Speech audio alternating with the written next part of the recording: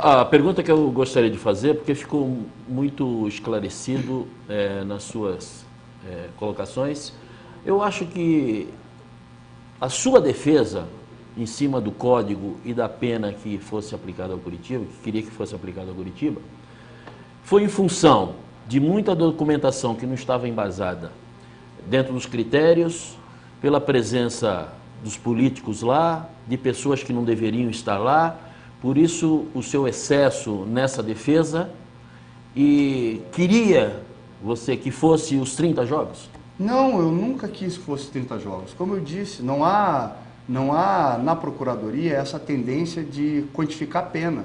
É só enquadramento e respeitar as decisões. O que acontece é o seguinte, de um julgamento em primeira instância para a segunda instância, aí sim a Procuradoria pode recorrer se entender que a pena é inadequada aos fatos. Para cima ou para baixo? Com certeza. Agora, inclusive, o Código diz, se eu recorrer como procurador, isso pode absolver, mesmo que o outro não recorra. Pode abaixar. O Código já mudou nesse sentido. E a parte interessante da pergunta é que não há nenhuma técnica de tribunal que eu tenho 15 minutos para falar num caso dessa complexidade. Eu demorei para falar 2 minutos dessa. Os outros 13, eu aproveitei todos para falar da gravidade do fato, da extensão do fato, das responsabilidades que cumpria ao clube, da norma internacional e da irresignação que causou na sociedade. Foi isso. Agora, se a defesa demorou 9 para rebater isso, gravou e está trazendo agora para fazer essa polêmica, que eu espero que não aconteça comigo, porque eu vou continuar lá, o meu dia a dia é fazer o que eu estou fazendo com o grupo todo que eu chefio, e é um processo atrás do outro. Não ver. Se vocês acompanharem o trabalho da Procuradoria, tiverem cuidado de entrar no site da CBF, no site do justiçadesportiva.com.br e ver como é que a pauta que eu elaboro escala em janeiro, por inteiro. As minhas equipes estão trabalhando de olho nas rodadas dos grupos muito antes de sair os regulamentos. Eles sabem, é que nem concurso público, não sei com quem vai jogar com quem. É número. Aí eu vou lá e vejo, é Atlético e não sei quem. É esse jogo que eu estou responsável. Equipes, são 6, são 4 equipes de 6. Então, para destruir tudo que a gente construiu e a estatística que a gente vem melhorando, agora porque um político quer, outro não sei o quê, outro não gostou, aí isso eu tenho certeza que não vai acontecer. Eu gostaria de, na primeira resposta, fosse sim ou não. Você considera justa a punição de 10 jogos? Eu considero tecnicamente agora adequada pela gravidade do fato e todos os elementos que informam a chamada dosimetria da pena. O que vale dizer então que você não vai recorrer? Eu nem posso recorrer. O máximo que eu poderia fazer é embargar a declaração, que é o que eu não faria, para tentar convencer os auditores que a unanimidade já entenderam que esta é uma infração de conduta variada.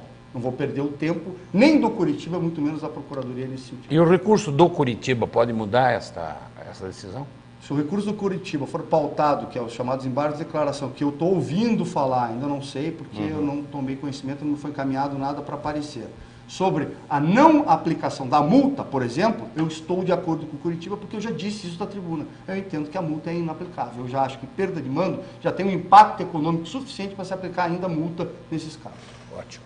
O Wellington pergunta, doutor Paulo Schmidt, por que em 2004, quando morreu o Serginho, o senhor já era procurador? Já era. Então, a pergunta é assim, por que em 2004 São Caetano foi julgado pela morte do Serginho, depois que jogou com o Atlético Paranaense e antes de jogar com o Santos, deixando o time de São Caetano com menos pontos e, consequentemente, jogou com o Santos sem aspiração alguma no campeonato?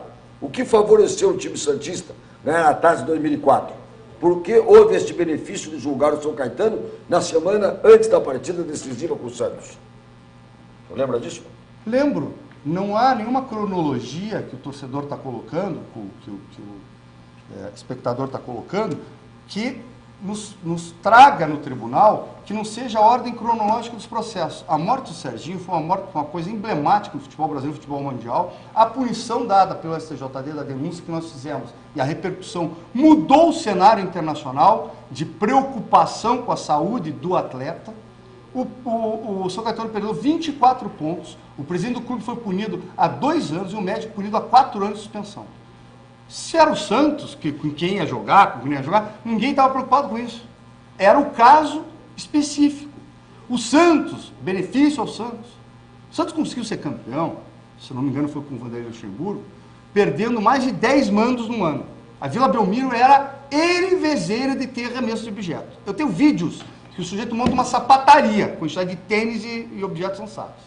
Então, foram dezenas de denúncias. Atlético Paranaense Curitiba, no ano passado, vocês vão lembrar. As torcidas começaram a jogar bomba. Tem pergunta aqui sobre isso. Denúncia, punição, depois absolvição. Ah, por que absolveu depois? Já tinham cumprido o mando, foi aquela coisa de não punir com a multa. Aí tem outros tipos de circunstâncias que permeiam as decisões.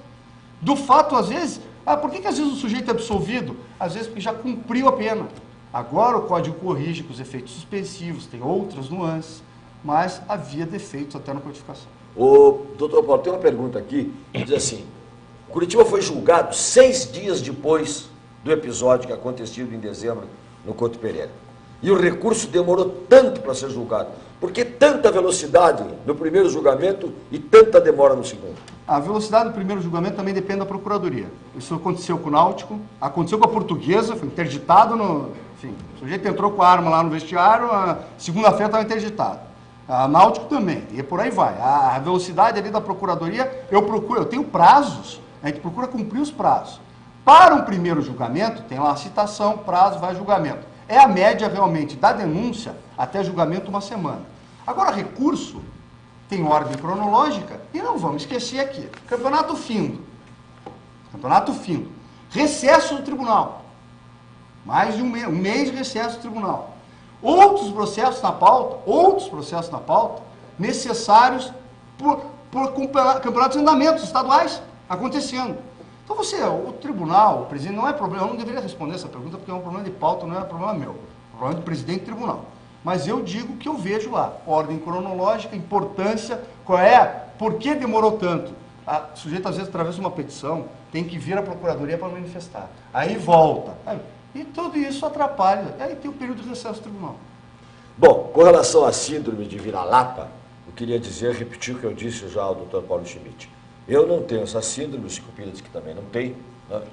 E que se eu fosse classificar o Paulo Schmidt com síndrome de vira-lata, porque ele falou de todos os paranaenses, ele é paranaense, mora aqui em Curitiba, eu o classificaria como síndrome do cachorro policial ou do pastor alemão, jamais do vira-lata.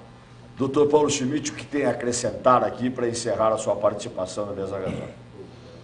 Eu quero agradecer a oportunidade de fazer esclarecimentos necessários, dizer que não tive intenção de ofender ninguém, muito menos a minha família, todos são paranaenses, todos somos, que acho que o episódio aconteceu, não se repita, qualquer tipo de violência vai receber a mesma reprimenda por parte da Procuradoria e espero também do Tribunal. Acho que um aprendizado a todos e o julgamento foi justo, técnico, e a gente tem que tentar crescer com tudo isso para pensar numa organização de Copa do Mundo, em Olimpíadas 2016, em eventos que, além de nos colocar num cenário internacional, podem propiciar outros tipos de resultados do ponto de vista do fair play, da ética, que é o que está faltando muito ainda no desporto brasileiro, no desporto mundial. Então, só tenho a agradecer e desculpe qualquer tipo de excesso.